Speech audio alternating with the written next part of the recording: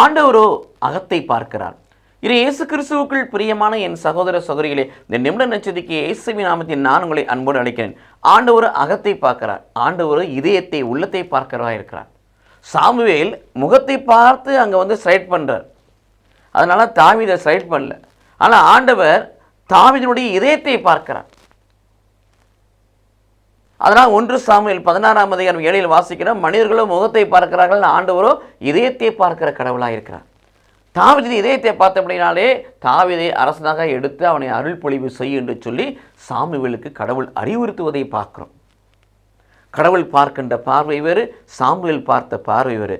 Samuel முகத்தை பார்த்தார், சாமுவேலை உண்டாகிய கடவுளோ அகத்தை இதயத்தை பார்க்கிறவராக இருக்கிறார்.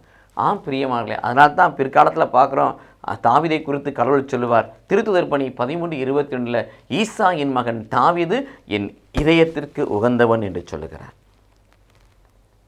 ஏனென்றால் நீதிமொழி 23ஆம் அதிகாரம் 26 வாசிப்பது போல, மகனே மகளே உன் இதயத்தை எனக்கு கொடு என்று சொல்வது போல தன் இதயத்தை தாவீது ஆண்டவருக்கு அர்ப்பணித்தார்.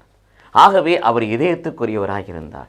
ஆகவே இதயத்தை கடவுள் பார்க்கக்கூடியவராக இருந்தார். அப்படிப்பட்ட தாவீதுக்குள் இறைவன் கண்ட அனுபவம் நமக்குள் நிலவும்படியாக நாமும் அந்த இதயத்தை கடவுளுக்கு ஒப்புக் கொடுக்கும்படியாக இந்த காலை வேளையிலே அவருக்கே நம்மை அர்ப்பணிப்போம். கடவுள் நம்மை ஆசீர்வதிப்பாராக. ஆமீன்.